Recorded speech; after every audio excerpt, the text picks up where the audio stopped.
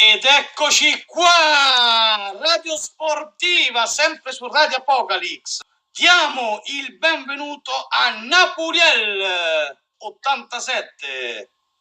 Buonasera a tutti amici, da Napoliel 87. Allora ragazzi, adesso di che cosa si parla? Appunto, di Napoli. Allora, carissimo Napoliel, si presenti, faccia come le pare, presenti anche il suo canale YouTube, faccia tutto quello che sente e può parlare. Prego. Allora, prima di tutto voglio ringraziare a Radio Apocalypse e a Carta al Curva Nord per l'invito.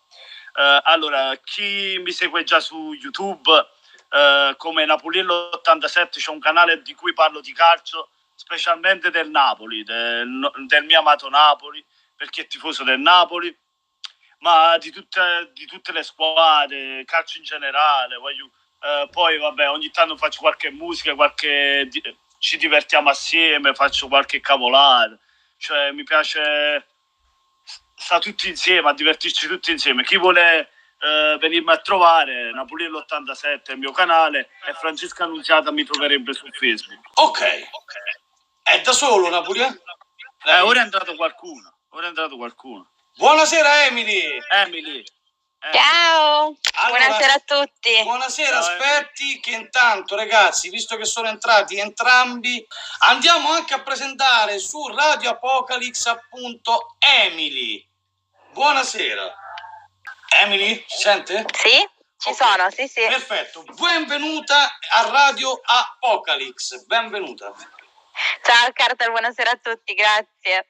Prego, allora, insieme a Napoliello, allora ragazzi, vedete bene appunto, gli ospiti sono questi e questi, i due ragazzi del Napoli e il Toro. Faremo un po' di qua e un po' di là per farvi vedere appunto chi sono i ragazzi appunto degli ospiti. Allora Emily, facci una breve presentazione, una breve biografia tua, come è nata la passione per il Torino, tutto l'inizio, vadi. Ok, allora, io sono Emilia, sono di Torino e ovviamente non potevo che tifare l'unica squadra di Torino. Ho 21 anni a luglio e nella vita studio però questa grande passione del calcio. Tant'è che spero un giorno di poterlo fare come lavoro.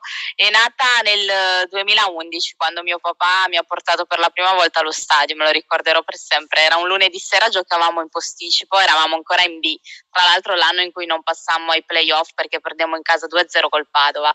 E io sono entrata quella sera allo stadio, è stato proprio un colpo di fulmine pazzesco. Da lì ho rotto le scatole a mio papà, portami allo stadio, e diciamo che da quella partita là fino a fine campionato ho sempre preso il biglietto perché era già tipo marzo su di lì, quindi il campionato era già inoltrato. E niente, da lì è nata la passione. Mi ricorderò sempre quel giorno di maggio che non siamo passati ai playoff, terribile, però è stato, da lì è nato il mio amore, è diventata una malattia proprio, però adesso sono abbonata da 7 anni e vado sempre, sono sempre presente, toccatemi tutto ma non il Toro, insomma. Ecco qua, invece c'è un Ciucciariel, appunto, di Francesco, che quest'anno il Torino ha fatto un po' sudare. Quest'anno è stato un bell'anno, senza ombra di dubbio. Credo che se avessimo fatto un po' meglio nel girone d'andata sarebbe stato anche un finale decisamente migliore. Spiace perché credo che l'Europa l'avremmo meritata senza dubbio, però abbiamo sbagliato quella partita con l'Empoli. Alcuni dicono che ce la siamo venduta, non lo so, obiettivamente non abbiamo giocato e lì è stata la fine di tutti i sogni, però non riesco proprio a capirla perché sai, fino alla settimana prima ho visto una squadra che ha ribaltato il 3-2 del Sassuolo perché ci ha creduto, voleva crederci nell'obiettivo. Dopodiché la settimana dopo non scendono manco in campo con l'Empoli, c'è qualcosa che non va. E poi abbiamo fatto una bella partita, l'ultima contro la Lazio, che per carità vale i 3 punti, vale chiudere in bellezza, ma poi non ci è valsa comunque l'Europa.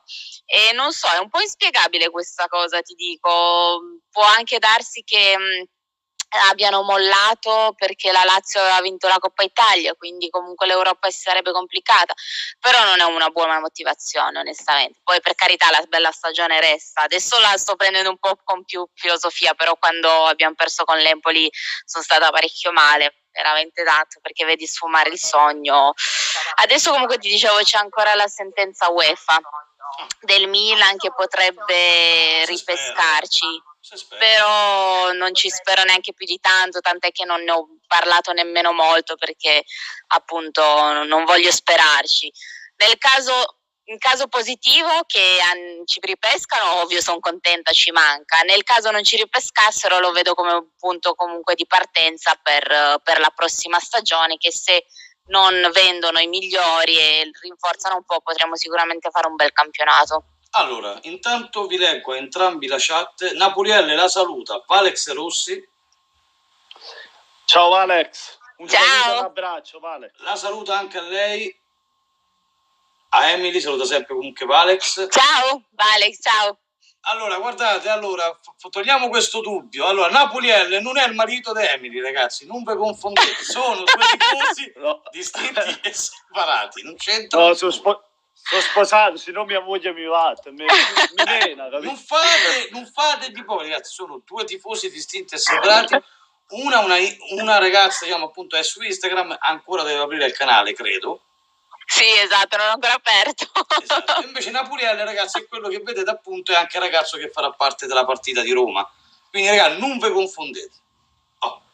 È quello che piglierà pallonate carta, capito? Ecco, appunto, ti piacerebbe. Comunque, la saluta anche Cubretta Malika, entrambi. Ciao Cubretta. Ciao Cubra, un abbraccio. Vi saluta appunto Francesco Pascucci, ragazzo tifoso della Lazio. Ciao. Ciao Fede. Poi vediamo. Vabbè, la foto, ragazzi, l'ho presa una. Ecco. Vediamo. Che foto hai preso? Ho per forza mettere quella con la maglia marrone. Per forza era l'unica che appunto riguardava la granata. E ti fanno i complimenti. No, ma tu sei pazzo, ma quella foto è di secoli fa, ragazzi. No, è tremenda. Dicono appunto di quanti anni era. Ma di almeno 3-4 anni fa sarà. Vabbè, non è che è cambiata di molto, dai. La prossima ma volta, insomma. la prossima volta mi mandi la foto con la maglia del Torino, così rappresenta. Sì, anche perché non si può vedere quella foto, non scherziamo. Perché vedi Napolielle c'ha il cappello del Napoli, c'ha la maglietta del Napoli, c'ha pure la sciarpa del Napoli con dietro tutto il Napoli, pare appunto San Gennaro in persona. Sì. Ci manca solo il miracolo che non è avvenuto, perché vince sempre la Juve.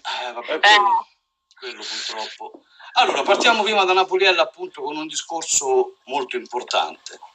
Che voto dai a questa squadra, carissimo Napolielle? Che voto gli dai a questa stagione? 7.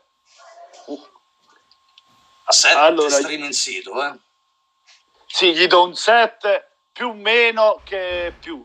Diciamo, per l'eliminazione in Europa League ai quarti di finale, che non ha dato la stessa sostanza che ha dato in Champions League nei gironi, ma diciamo che la colpa io la do di più a Presidente, perché Presidente quando doveva investire sul Napoli nelle partenze di Hamsik, di Avarà che non giocava perché diciamo nel modulo di Ancelotti non si vedeva, non l'ha fatto mai giocare, Albiol 6 mesi fuori per infortunio, Rog l'ha venduto, eravamo senza centrocampo, praticamente il centrocampo da dopo la Champions League è sparito e da lì il Napoli è andato a calare. Allora anche giocando con l'Arsenal non abbiamo dato le stesse prestazioni di Liverpool e Paris Saint-Germain. Questo è il mio vero. Ok, Emily, che voto dai alla stagione del Totoro? Diciamo un 8, dai. È stata bella, però appunto alcune pecche ci sono state, anche 8,5.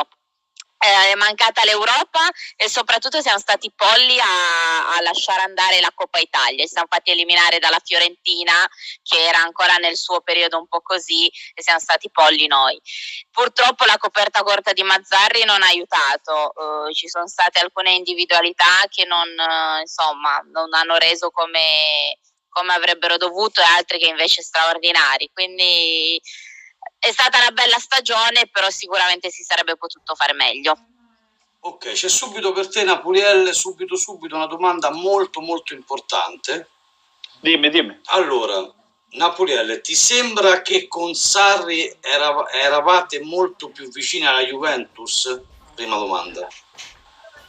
Allora, Ti dico di sì, però è presto per parlare, diciamo è il primo anno di Ancelotti, però comunque ti devo dire che con Sarri avevi un gioco di squadra molto più veloci di possesso palla, i giocatori erano si muovevano di più, ovviamente c'avevi un Hamsik in più, c'avevi Jorginho, c'avevi anche dei giocatori in più di qualità. Ora quei giocatori non ce l'hai più, l'hai persi, Hamsik l'hai perso, Jorginho l'hai perso. Ovviamente hai preso Fabian Ruiz, hai preso qualcuno, però hai perso tutti il centrocampo perché se ne sono andati in tanti. Anche quello conta secondo me. Poi bisogna vedere. Beh, secondo me anche appunto comunque Fabian Ruiz, appunto, che veniva dal Betis Siviglia, si è rivelato un grandissimo centrocampista. Sì, quello non lo metto in dubbio, però non c'è le riserve. Capito? Quello. Quello è un problema, soprattutto per una squadra che gioca su 3 competizioni. Okay, ragazzi, preparate le domande, intanto dalla chat preparate appunto tutte le domande e curiosità, evitando le cazzate, apprezzamenti e quant'altro. Si sta parlando di calcio. Vabbè, gli apprezzamenti vanno sempre piacere, ma non per quella foto perché è orribile, questo lo specifico. Ovviamente la battuta. Che poi Carta mi esclude dalla radio. Dobbiamo fare appunto domande inerenti appunto al calcio giocato, quello che verrà, perché ragazzi quest'anno avremo 2 ospiti del Torino appunto, cioè abbiamo appunto Emily, ci sarà anche appunto Pablo Torinista, non so se tu Emily lo conosci. No, non ho avuto modo di conoscerlo. A parte appunto Calcio Toro, la sua pagina Instagram si chiama, ha più di 3.000 follower all'incirca. Si chiama Pablo, È un ragazzo capellone con i capelli lunghi, neri. È di Torino? Non lo so, non ci ho avuto ancora modo di conoscerlo di persona perché mi ha passato appunto il contatto una persona che appunto lui mercoledì prossimo sarà qui. Quindi nel caso poi diciamo che potrei seguire la live, lo potrei anche conoscere e confrontarvi anche insieme. Questa sera vi ho fatto confrontare appunto Napoli e Torino. Allora, carissimo Napoliella, ti faccio una domanda a te molto molto intelligente. Koulibaly rimarrà? Allora, secondo me sì, almeno che non arrivano un'offerta da 130 milioni a 150, no? Allora a quel punto De Laurentiis glielo porta in braccio il giocatore. Non penso che rimanga a Napoli con un'offerta del genere, perché De Laurentiis ce l'ha dimostrato già con Cavani, con Higuain, capito? E non penso che con 150 milioni Koulibaly resta a Napoli, onestamente. Io addirittura ho sentito che potrebbe andare alla Juve, cioè credo che sarebbe un tradimento, cioè per voi sarebbe un colpo al cuore tra Sarri e Koulibaly. Sì, anche secondo me sarebbe dura digerire una botta del genere, però, esatto. Però io penso più Sarri potrebbe andare alla Juve, Koulibaly non penso andrebbe alla Juve. Poi nel calcio abbiamo visto come Conte è andato all'Inter, quella, capito? Può succedere di tutto. Anche Higuain. Higuain appunto che è andato alla Juve, poi è andato al Milan. Higuain si sta facendo tutte le squadre. Sì, vabbè, ma Higuain è abbastanza mercenario, su questo non ci piove. E che noi, sai, chi ama questo sport ha un po' un lato romantico. Vorrebbe che chi indossa la maglia della propria squadra fosse fedele, no? Provasse lo stesso amore che noi tifosi proviamo, però non è così. Purtroppo il calcio moderno è governato dai soldi. Ci sono quelle rare eccezioni, ma appena vedono 2 soldi in più vanno. Poi per carità ci sta da un lato perché è il loro lavoro e professione, però ovvio che a te tifoso fa male. Ma infatti Emily, ti volevo dire, i giocatori secondo me i giocatori meno conosciuti sono più bandiere di quelli conosciuti, perché alla fine assolutamente tipo Moretti del Torino. Il grande Moretti, tra l'altro eccezionale, quest'uomo è arrivato 6 anni fa dal Genoa, nessuno sapeva chi fosse, non gli avremmo dato una lira, ci ha zittiti tutti con le sue prestazioni. Lui quest'anno a 38 anni non ha sbagliato una partita, è un uomo d'altri tempi, veramente, mai una parola fuori posto, uno molto legato all'ambiente. È andato una volta, un giorno così, per passare una giornata diversa, ha portato suo figlio a Superga da solo, senza che si facesse vedere, poi ovviamente l'ha riconosciuto ed è spuntata sui giornali la notizia, ma un uomo veramente d'altri tempi, cioè d'altri tempi. è meraviglioso. Infatti secondo me comunque questi giocatori servono alle squadre, perché è vero, il top player magari ti può far vincere eccetera, però se poi l'anno dopo se ne va, cioè cosa ci hai guadagnato? Invece l'attaccamento alla maglia, far capire che cos'è la propria squadra può aiutare molto. Poi se questi sono pure top player, ben venga, che hanno anche un attimo di umiltà, è pure meglio. Un po' come l'è stato Quagliarella, che poi è stato scaricato per quello che è successo, diciamo, da noi? No, al Napoli. Ok. Quagliarella è stato praticamente mandato via per quello che è successo, che l'hanno fatto male, che l'hanno fatto soffrire, perché anche lui era una bandiera del Napoli, lui ci teneva al Napoli. E già, lui poi è nato da quelle parti, se non erro, quindi. È stato costretto ad essere andato alla Juve, non è perché voleva andare lui alla Juve. Già. Sì, poi ovvio, quando a quel punto la società comunque ti maltratta, tra virgolette, capisci di non essere voluto, a quel punto fai anche il bene della società ad andartene via. Sì, è quello. 2 domande subito, una per Napoliel e una appunto per Emily, subito. Domanda per Napoliel: cosa manca a questo Napoli per fare il salto di qualità? Allora, appunto qualche centrocampista che praticamente prendesse il posto di Jorginho, perché non abbiamo più un giocatore che fa da regista al Napoli. Alan non è un regista, come sappiamo è un mastino a recuperare palloni, tutto, a fare queste cose qui.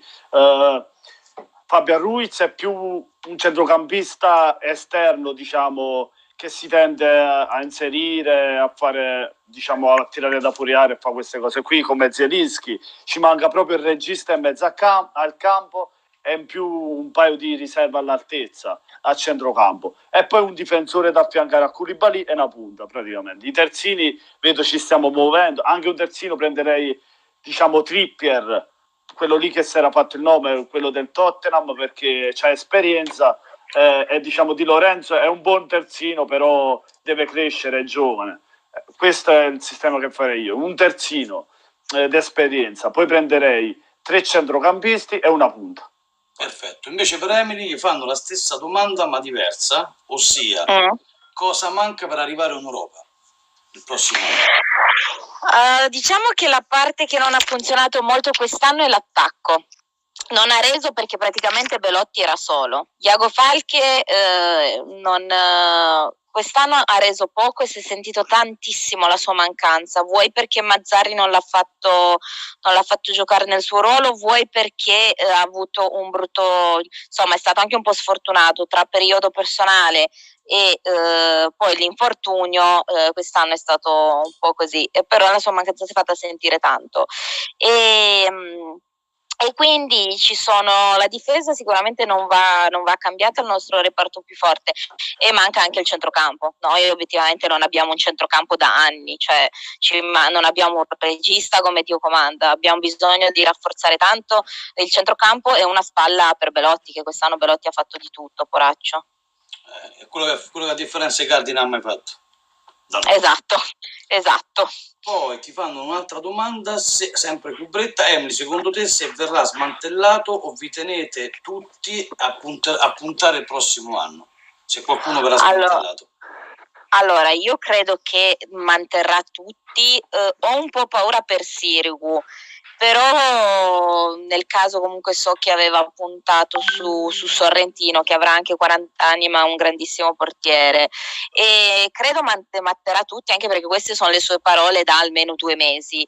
Nel caso non fosse così, io credo che tutta Torino va sotto casa di Cairo, cioè veramente sarebbe una cosa assurda. Hai fatto una bella stagione quest'anno, hai messo le basi solide per fare bene il prossimo. Se tu smantelli tutto, butti all'aria un progetto e a quel punto sei ogni anno punto a capo e non arriverai mai da nessuna parte. Quindi credo resti tant'è che ieri o l'altro ieri ha riscattato Aina dal Chelsea per 10 milioni, e credo che andrà via Baselli, che io però non lo ritengo un big, quindi se arriva un'offerta se lo prendano pure, perché a me non fa impazzire Baselli, anzi sarà anche un caro ragazzo, ma come giocatore no, è un po' sopravvalutato. Ok, tornando invece a Napolielli, in attesa di un'altra domanda appunto per Emily, io ti faccio questa domanda molto molto molto importante. Allora, caro Napoliello, hai paura che questo presidente possa appunto venderti qualche pezzo all'improvviso, come spesso ha fatto in questi ultimi anni?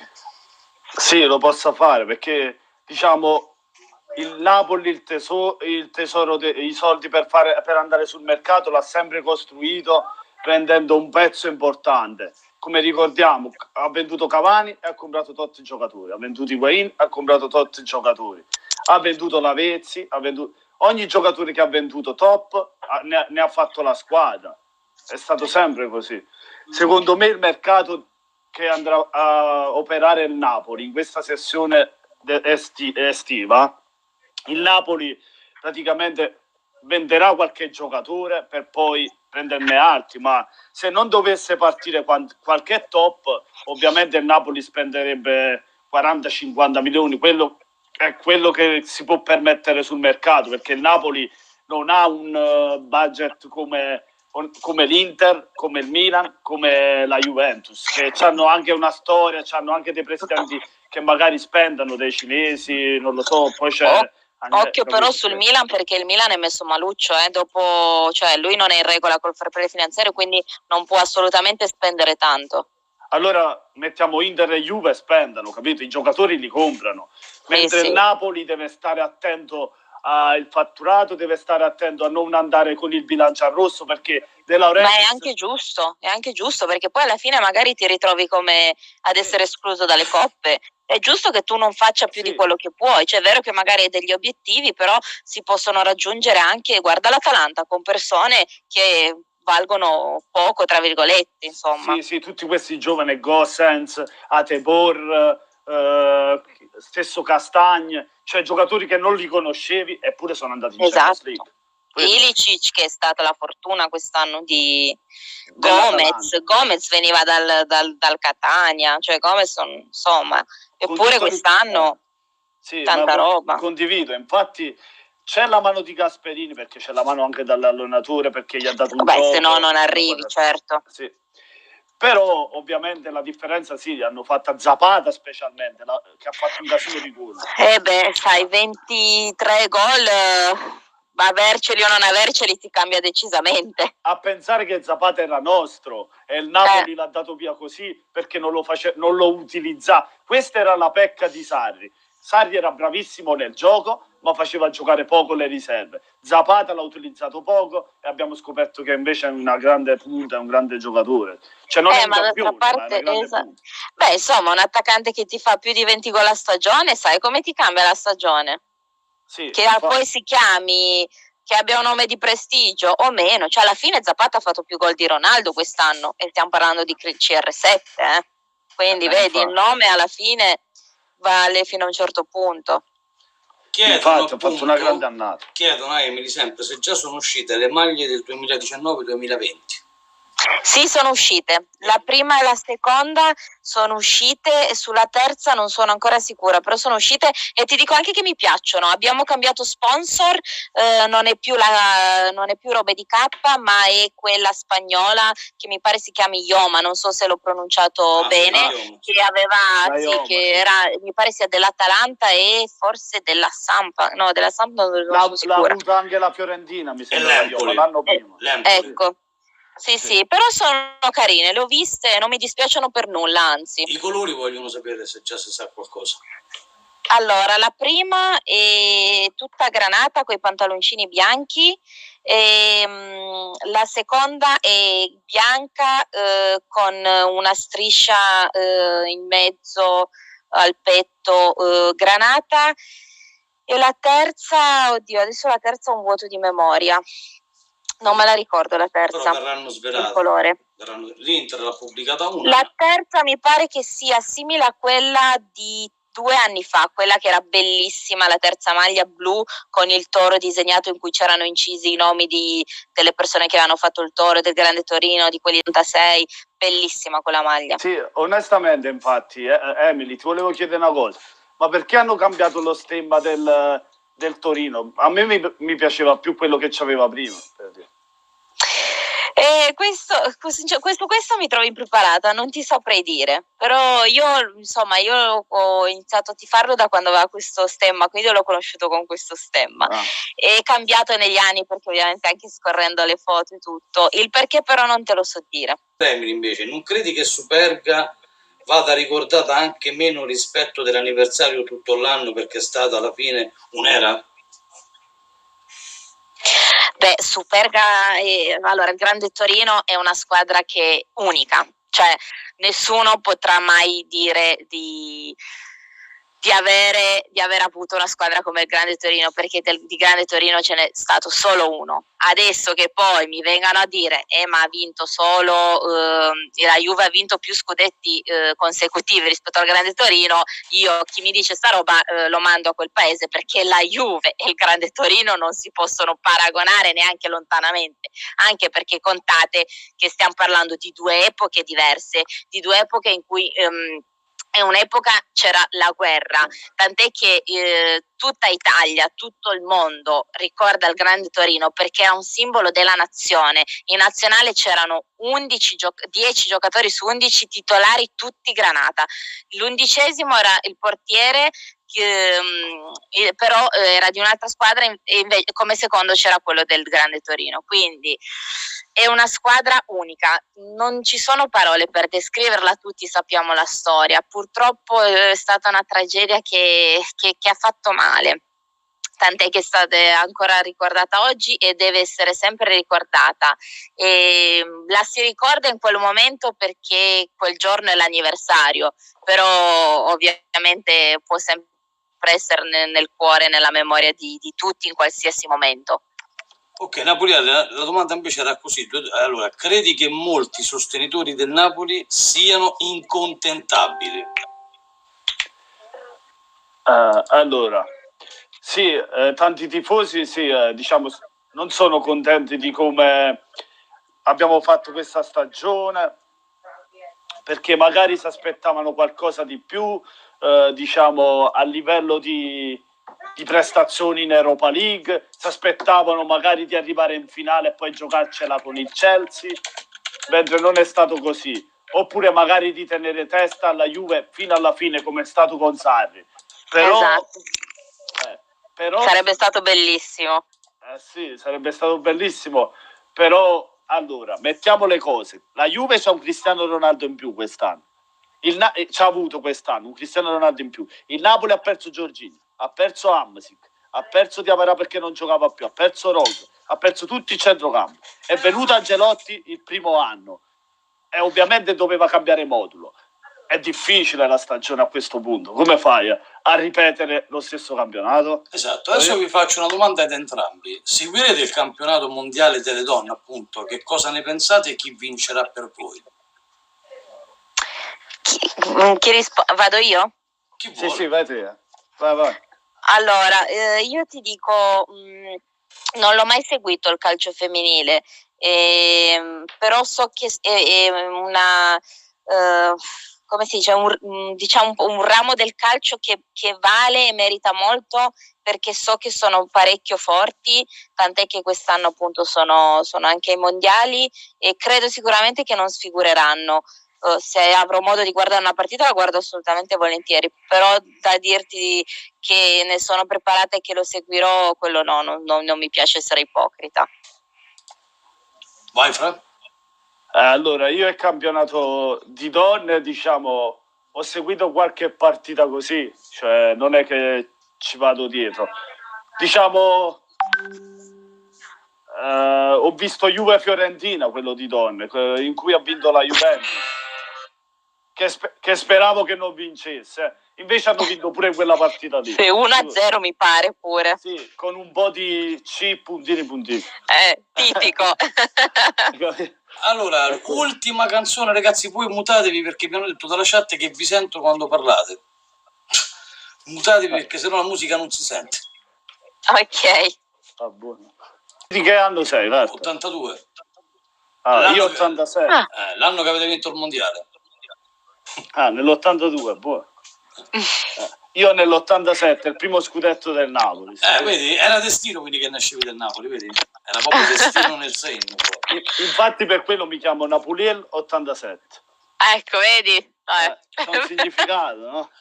Allora, io vi faccio le ultime 2 domande e poi ragazzi vi libero e vi do appuntamento appunto alla prossima diretta quando volete ritornare. Allora, la prima la faccio a Napuliel. Cosa si aspetta dal mercato, gli acquisti che faresti e qual è la posizione di classifica che speri si possa fare in maniera molto obiettiva? Allora, io dal mercato mi aspetto un difensore che affianchi Koulibaly, tipo Boateng del Bayern Monaco. Oppure Manolas dalla Roma che deve andare via. Allora, basta che non vogliate Izzo. No, va bene, i giocatori a Torino ve li facciamo tenere perché vogliamo che ritornate su pure voi, dai. Meno male, visto che la Roma vuole comprarci tutti, mannaggia. Noi compriamo dalla Roma e infatti la Roma compra dal Torino. Una catena. A posto, no, Torino è chiuso, non apre il mercato. Allora, a centrocampo mi prenderei, se l'Arsenal lo farebbe andare via, però la vedo difficile se lo facesse andare via l'Arsenal. A Ozil prenderei a centrocampo. Sti cavoli. O se no andrei a puntare su Isco del Real Madrid. Sono giocatoroni, il Napoli ci può fare. Infatti stavo per dirti, tieni basso, No, vabbè, diciamo con il budget che si può permettere il Napoli, allora prenderei Veretout, però per tenerlo in banchina, no, come titolare. Veretout, che tra l'altro mi pare di aver capito che sia già preso quasi, sì, la trattativa è avviata. Sì, per quello, io lo prenderei come riserva, però poi mi serve un centrocampista più forte che mi fa da regista. Allora su un centrocampista da regista io proverei, non lo so, a convincere l'Inter perché secondo me le qualità ce l'ha. A prendere Joao Mario dall'Inter. Io te lo regalo. Perché secondo me all'Inter non ha fatto bene, ma secondo me io nel Napoli ce lo vedrei bene. Se te lo vuoi prendere ci penso io a parlare così domani mattina. Perché comunque le qualità l'ha fatte vedere nel Portogallo, dove, capito? Solo nell'Inter ha giocato così, non lo so perché, ma secondo me ce l'ha le qualità. Ok, domani chiamerò Piero Ausilio, gli dico di portartelo subito a Napoli, te lo confeziono pure come fiocchettino. Che classe è Joao Mario? Ora non mi ricordo nemmeno che classe. È un centrocampista che proprio fa pure d'ala, No, quello sì, fa regista. Io lo prenderei proprio perché fa regista, però non mi ricordo l'anno, di che anno è lui. C'ha 25 anni. Allora è buono, dai. È giovane ancora. E poi vabbè, riprenderei giusto Hamsik per il ritorno. Prenderei Joao Mario, Hamsik e Veretout. Questi tre. Allora, carissimo Fra, dimmi l'ultima cosa, ma è vera sta notizia che io ho sentito oppure il cuore mi si deve strappare? So che praticamente state prendendo un attaccante che io amo, stravedo, Diego Costa. James Rodriguez. Diego Costa, madonna. Ma è vera? Io sento voci, ma sai, tante volte ci hanno accostato Benzema, se ti ricordi l'anno scorso ci hanno accostato appena arrivato Ancelotti, il Napoli prende Benzema, il Napoli prende Di Maria. Prendiamo tutti quanti noi, capito? E poi alla fine chi ha Sì, ma i giornalisti si divertono a fare questo, d'altra parte è il loro lavoro. Se viene Diego Costa, sono l'uomo più felice anche io sono contento, perché cazzo, scusa la parola, perché è una grande punta, ha vinto anche con l'Atletico Madrid. Appunto, io lo amo da morire. Europa League, fa tanti gol, è un attaccante di razza, lì avanti è forte fisicamente. È un animale, sì. È un animale veramente. Infatti, mi ricorda un po' i primi tempi Hulk del Porto. Sì, oppure Birov dei tempi dei vecchi del Milan, Koller, giocatore appunto molto forte fisicamente. Rolando Bianchi, a proposito del Torino. Oh, mio Bianchi! Stravedevo per lui. Era il mio amore, anche perché io mi sono innamorata del Toro quando lui giocava. Tra l'altro la prima partita del Toro che ho visto ha segnato Bianchi, quindi vuoi scherzare? Però onestamente meglio Belotti che Bianchi per me. No, vabbè, come attaccante non c'è paragone, senza ombra di dubbio. No, Bianchi era una grandissima persona, è stato cacciato via dal Toro, se no avrebbe chiuso la carriera là, perché aveva problemi con Ventura. Lui è ancora affezionatissimo al Toro, tant'è che per Toro Sassuolo lui si è comprato il biglietto, cosa terribile, ed è venuto allo stadio, e quando può viene. Non è detto che prima o poi lui non torni come dirigente, quindi buono. chissà. Allora, Emily, invece dacci tu gli ultimi colpi di mercato. Cosa vorresti per il tuo Torino? Chi manderesti via e chi compreresti? Allora, chi manderei via? Berenguer, Meite. Come fai da via Berenguer che ha segnato contro il Milan? Vabbè, un gol non è che mi giudica tutta la stagione. Carta anche a me Berenguer non mi piace. No. Però per quello che ha fatto a Milan sono contento.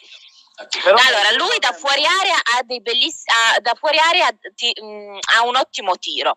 Peccato però che veramente gli avversari sulla fascia se lo mangiano. E meno male non si è preso noi, perché lo voleva pigliare a Napoli. Potevate prenderlo. Maite non era Maite? Chi? Maite. No, Meite l'avevamo preso con, mi pare dal Monaco, nello scambio con Barreca. Noi abbiamo dato Barreca e poi loro ci hanno dato Meite. A me, ti dico, Meite ha fatto un inizio di campionato ottimo, però dopo non so se perché si è montato la testa, non so perché era un'eccezione quelle buone partite che ha fatto, ma poi è stata una delusione atroce. Nelle ultime partite ha cercato un po' di riprendersi, ma per il resto terribile il suo campionato. Cioè, anche perché lui comunque è uno che ha un bel fisico, insomma, è uno molto... come si dice, molto forte fisicamente, quindi vallo a buttare giù, però è tanto lento. Io ti ruberei un giocatore dal Torino da portare al Napoli, un Nkoulou in difesa. Un Nkoulou non si tocca. Così l'affiancherei con Koulibaly. Vabbè, al di là che adesso Nkoulou ma caspita, Koulibaly e Nkoulou sarebbe una difesa, ragazzi, che cioè veramente nessuno non è che passa. La nostra sta messa quanto meglio, Godin, Skriniar, De Vrij. No, voi partite da un come posso dire, dai pilastri, proprio da Andanovic, Skriniar, De Vrij. La difesa è a posto, secondo me. Anche noi, Sirigu quest'anno, cioè chapeau, un portiere meraviglioso. Sì, secondo me fra i primi 3 portieri in Italia. Sicuro. Sì, assolutamente. Io credo che se non ci fosse stato Sirigu quest'anno avremmo avuto almeno 10 punti in meno, almeno. E la stagione scorsa 20 in meno. Guarda, io metto come fra le prime 3 metterei Sirigu, Andanovic e Szczesny. Sì, è vero, concordo. Vabbè, Andanovic non è una sorpresa perché io Andanovic lo stimo da tantissimo tempo. Andanovic è fortissimo. Ma io anche Merette, caro Francesco. Sì, ma lo metto dietro a loro, perché comunque è venuto in stagione in corsa, non ha giocato sempre dietro, ha alternato Spina e Meretti. Però quest'anno devo dire che quest'anno le squadre alcune squadre hanno avuto dei bei portieri, anche Dragoschi. Se dovesse andare via Sirigu io Dragoschi lo prenderei, a me piace, però so che già in trattativa. Esatto. Dragoschi è già andato via. Lo so, però al Southampton 10 milioni al Southampton. Ma che scemi. Che scemi. La Fiorentina si tiene alla Font e manda via Dragoschi, cioè stanno male con la testa. Sì. No, ma guardate, tanto avrò un tifoso della Fiorentina qua la prossima settimana. Grazie Francesco che me l'hai detto, ti voglio proprio parlare appunto questo ragazzo appunto che è della Fiore, quindi ci parlerò appunto con lui. Poi gli acquisti Allora, acquisti non ti saprei dire dei nomi esatti, anche perché tipo a me piaceva Di Lorenzo, che però se l'è preso il Napoli, quindi ce la siamo beccata nel di dietro. Sì. Però sicuramente prenderei un centrocampista, come ti dicevo, un regista e un trequartista e sulla fascia la rinforzerei un po', perché Ansaldi è meraviglioso, però purtroppo lui comunque ha già la sua età, 30, credo 31, tra i 31 e i 33 anni, adesso non ricordo.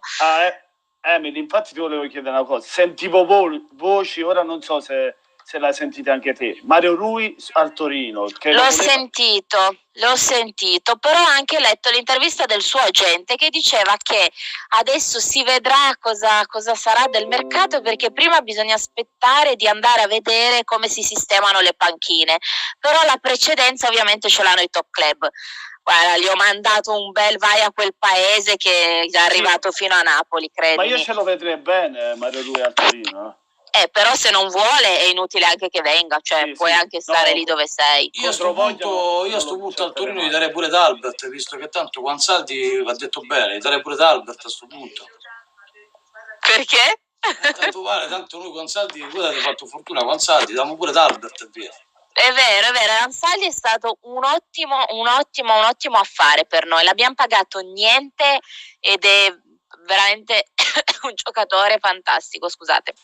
Il problema un po' dell'età, poi anche degli infortuni, perché lui la prima parte del campionato è stato infortunato, quindi poi per reinserirsi è stato un po' una fatica. Certo, De Silvestri, grandissima persona, però io lo terrei più come riserva che come diciamo come titolare. Infatti te lo stavo dicendo, c'è due terzini buoni, però con frequente infortunio. Sia De Silvestri che Ansaldi si infortunano quasi sempre. No, De Silvestri per fortuna, oddio, in alcune partite pregavo si infortunasse, però nessuno mi ha ascoltato. No, questa stagione magari no, meno, però c'è stato nelle stagioni scorse sempre infortunato De Silvestri. No? Sì, no, ma poi esatto. No, ma poi comunque non puoi pensare di farti una stagione intera in cui comunque competi in due competizioni, campionato e Coppa Italia, lasciando ora l'Europa che è comunque un'incognita, solo con due titolari, ma non esiste. E questo ragionamento, allora, che la cosa che non mi piace di Mazzarri è questa: la coperta corta per me non esiste, perché lui dice io voglio la coperta corta perché non voglio musi lunghi, e ho capito, ma chi fa il calciatore sa che non può sempre essere titolare a meno che non sia eccellente, ma tu non puoi dire non voglio musi lunghi di qua di là. Ma il campionato è fatto di 40 partite, un giocatore può infortunarsi, può essere squalificato, può capitare che hai 6 partite in una settimana, in 3 partite in una settimana come ci è capitato, cosa fai? Cioè, insomma, è assurdo sta roba. Sì, deve avere... Come fa a non pensarla? Sì, deve avere 2 rose perché c'hai le competizioni, c'è la Coppa Italia, c'è il campionato, poi eventuale Europa se va in Europa. Esatto, quest'anno siamo stati dei polli assurdi a non pensare di puntare sulla Coppa Italia, sarebbe stato perfetto. Infatti non c'era la Juve, non c'era il Milan, infatti la Lazio l'ha vinta e ora è nel esatto. Comunque ragazzi, diciamoci pure che noi siamo sfigati in una maniera atroce, perché l'unico anno in cui doveva vincere una che sta sopra di noi la Coppa Italia, l'ha vinta una che sta sotto di noi, cioè non capitava da non so quanti anni sta roba, ma robe da pazzi, cioè veramente. E non solo, 63 punti sono sempre bastati per arrivare in Coppa in Europa, o addirittura anche di più. L'unico anno in cui noi abbiamo 63 punti, che è stato il record stagionale da quando ci sono i 3 punti, non bastano i 63 per andare in Europa, cioè noi siamo proprio sfigati. Però comunque complimenti a voi che avete fatto comunque una grande stagione, cioè sì, io mi sono divertita tantissimo. Dopo Ventura è stata bellissima questa. Sì, dopo Ventura è stata la migliore annata questa, senza dubbio. Ragazzi, allora siamo arrivati a mezzanotte, Radio Apocalypse purtroppo ragazzi vi saluterà. Ragazzi, che buonanotte bello. E ci sentiamo dopo per i saluti. Intanto saluto Emily e Franci, ciao e grazie. Ciao a tutti, ciao, grazie a voi, ciao. Ciao Emily.